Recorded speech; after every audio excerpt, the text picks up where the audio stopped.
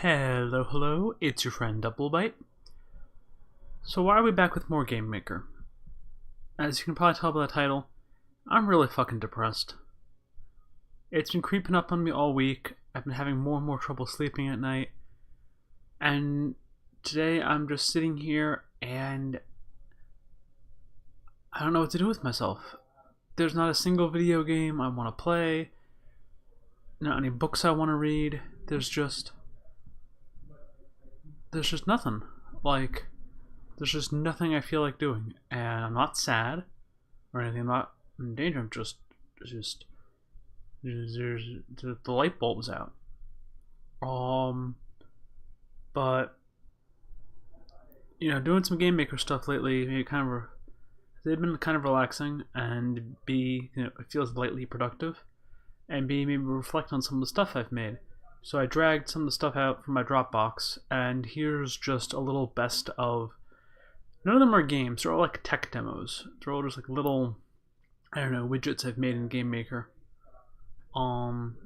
Anyway, so I'm gonna go through them and talk about each of them, starting with this one because it's in alphabetical order, and this happens to be the one I made today. Or yesterday. I made it yesterday. So I wanted to experiment with destructible scenery, and a way to do that without having too many objects on screen at once, because that slows things down immensely. So the idea is that we have blocks that are 64 by 64 pixels. When they're hit by something, they destroy themselves, and in their place put an 8 by 8 grid, so 64 little individual blocks with the same texture as the original, and then those pieces are the ones that can get destroyed. I made two versions, one with gravity, one without. Let's check that out. So this is the version without gravity, so the blocks, I think it is. So these balls are suspended in motion, and when I activate it, they'll start bouncing and start breaking away the scenery. So again, each of those cobblestone things was a 64 by 64 object.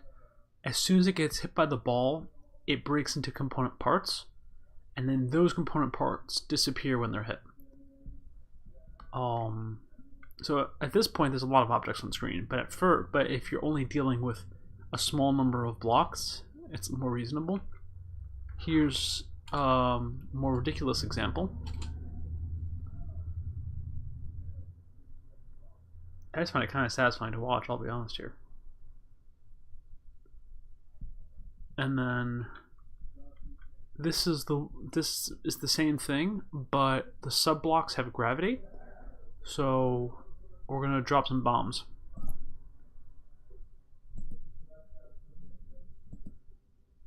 Now, this is a very bad idea how I'm doing it, because to check the gravity, right now each of these is using a step function, which is incredibly costly in Game Maker. There are other ways I can do this that I'll need to figure out.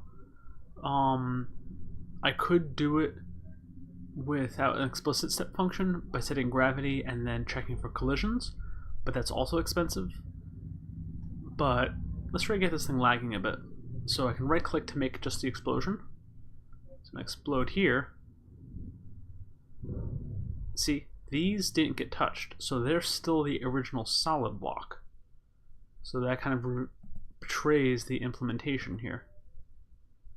But as you can see, we're already getting some lag. So this is not a production capable way of doing this, but it is kind of neat. And yeah, I set it so that not every block gets destroyed, just because I like the falling effect. That looked cool. It's satisfying. But yeah, now we're getting the step functions going. Anyway, so that's what I worked on yesterday a little bit.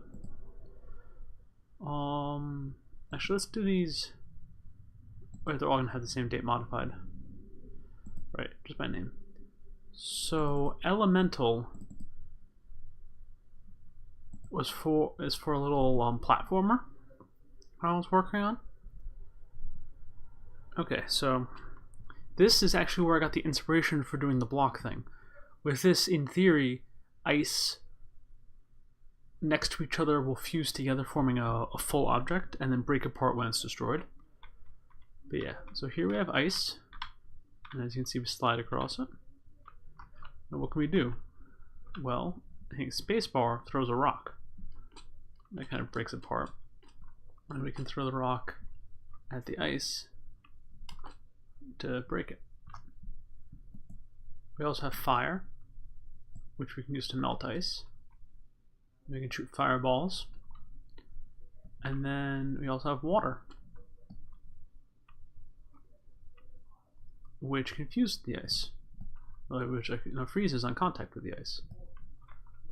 Then I also have, what button is it? G? Yeah, G throws a slime ball, which drips slime and sticks to nearby surfaces. If I slime myself, it prevents me from jumping out of it. And if I spray water on slime, it grows until it explodes in a giant blob of slime, spraying slime everywhere. So how do we deal with slime? Slime is incredibly flammable and will explode on contact. So yeah, that's a cool little thing I made. Obviously didn't go anywhere because nothing I do goes anywhere. That sounded bitter. So this is called friendship. This I want to continue. This I had forgotten about. This is pretty fucking cool, if I do say so myself. So I want to experiment with the idea of an arcade style shooter where you take over enemy ships. So here's my little friendship ship. And what I can do is I can make a friendship bubble. And it will pop when it reaches the outer rim. And it has a cooldown. Or I can manually pop it a little early. As you can see, we have these two new friends that will shoot for me. But how do I control them? I have this little doodad. I have no idea how I made that ring effect, by the way, but it looks real cool. So it's a little friend here. It's a magnet. And it will capture up to 2 ships.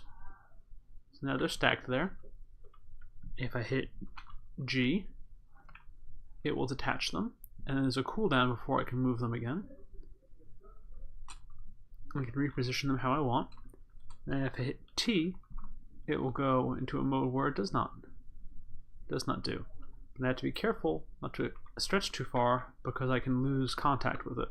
And then I can't get back my magnet until I go back to it. I can't do anything else at this point, but it's neat. I think it is a good concept here. Just gotta, get the old marbles lined up. It's always the fun part. Anyway. Some of these I'm amazed at how much effort I put into them. Yeah, I showed this on the channel before, but for people who didn't see it,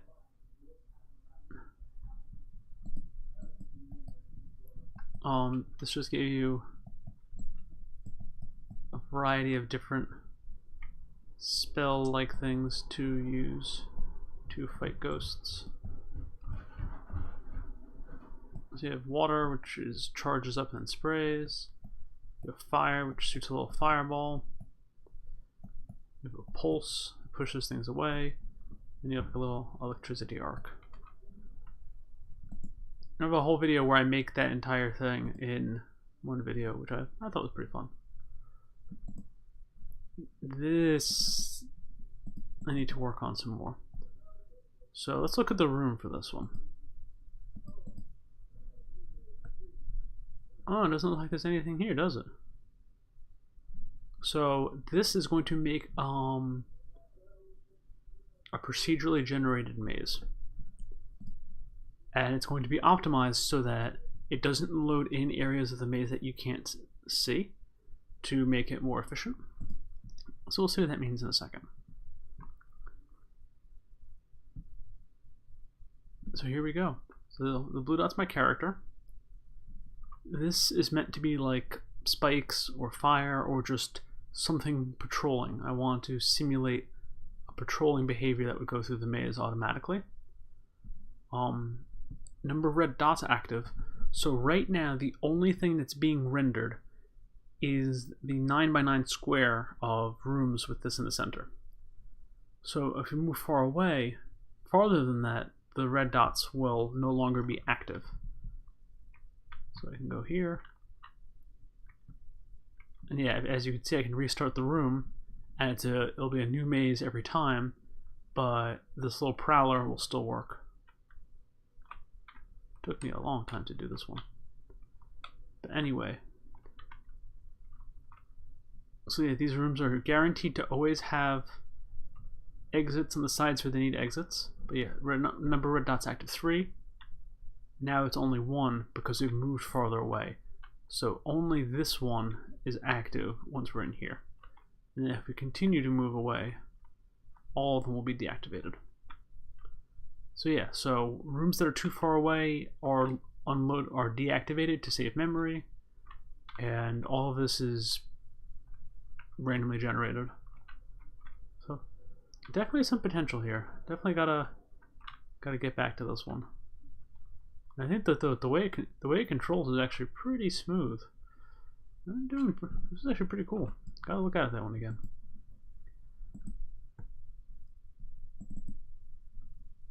This one, I'll be honest, I don't remember fully how it all works, but it's cool. So I was trying to make a card-based battle system in a game. So right now, the only command you can do is move left. But I made cards that are draggable, and if they don't lock to the right place, they just go back to where they were. How I did that, no fucking idea. You can put them anywhere you want, but if it's not correct, it'll go back to its previous place. But you can lock them into these spots, and you hit fight. It will do each command in order. So in theory, you'd give them a lot of attack, like a lot of battle commands. At one point, I know I had it so that if you jump back, the other guy would jump forward and the screen would scroll. But it's not doing it that anymore. The reset button doesn't do anything. And again, all of this is black magic. I do not know how the fuck I did this. This was a long time ago. But I thought it's pretty neat. You see, I'm trying to like boost myself up, like, hey, Double Bite, you do cool things sometimes. Poker defense is what we talked about last time. Let's see. This is the other game I did on channel.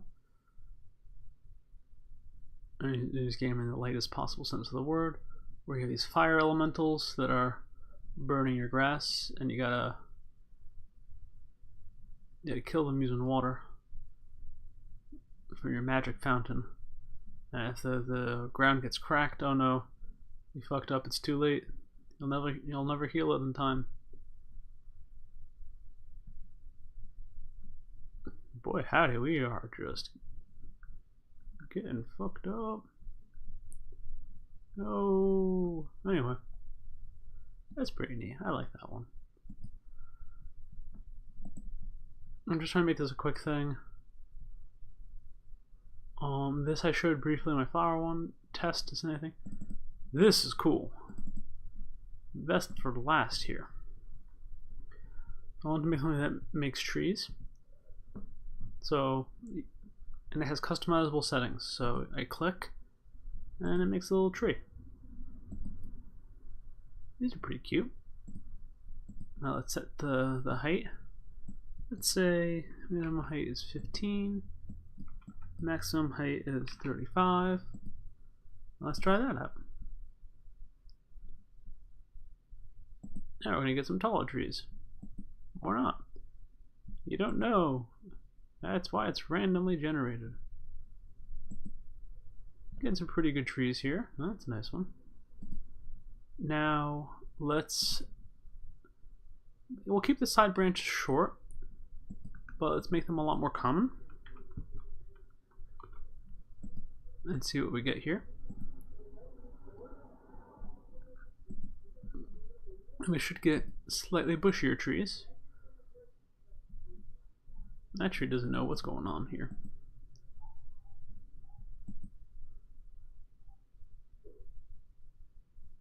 Oh damn, that's a busy one. And then we can make the tree branch off more often, though these can get degenerate very quickly. These can get nasty. Yeah, because that'll cause a lot of lag.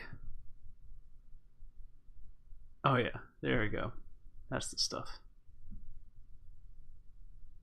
That's not good. I might have just crashed GameMaker. Yeah, you do not want to fuck with these ones.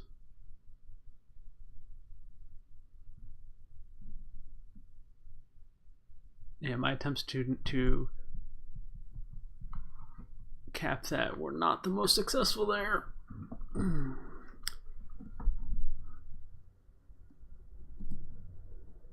Okay, I think it's almost done.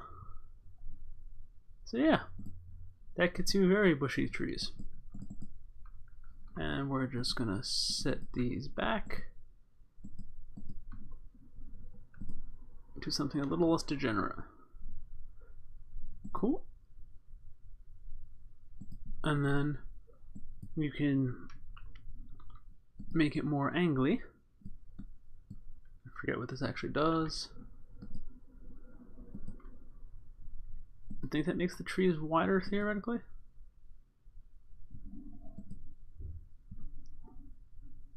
Nice. Then set branch curviness. We're just gonna make some hella curvy trees. Whee!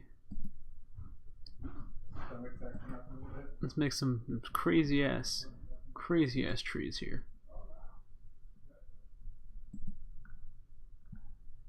So yeah, I guess these are semi bonsai trees. And no, I don't know why they're all orange trees.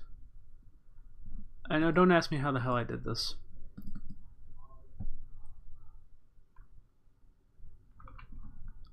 Do I know what maximum level of curviness means? No. I don't know what curve per step means. So I guess that second parameter makes them straighter. Let's see, minimum height 30, maximum 30.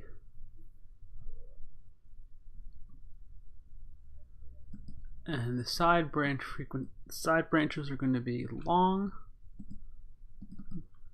but not as common.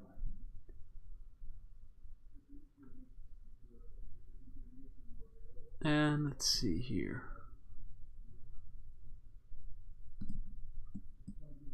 Let's make this 4 and 4. Let's see what this does. It's kind of elegant in their own way.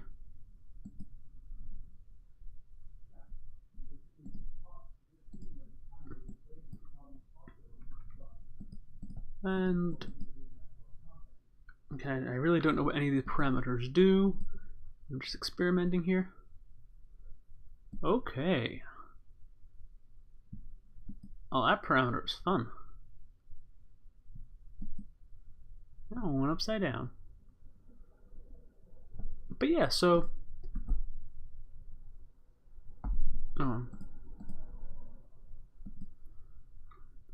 what if I set that to 80? 12. 12 it is. I guess that just makes them bushier. I don't know. Do I have a reset button? Nope. Anyway, that's just some of the GameMaker stuff I've done. Some just little game widgets. It's fun. GameMaker, are you ever going to make like a AAA game with it? No. People have made cool stuff. They made Spelunky, they made Undertale, but in general, you know, you want to make Call of Duty, you're gonna make it yourself. But you're gonna make like a solid 3D game, you're gonna use Unity. But you can do really cool stuff in GameMaker. It's a lot of fun to play with. So I highly recommend, if you haven't done any game dev stuff, just check it out. You know, you can learn a lot. The guides online are pretty good. You can have some fun with it.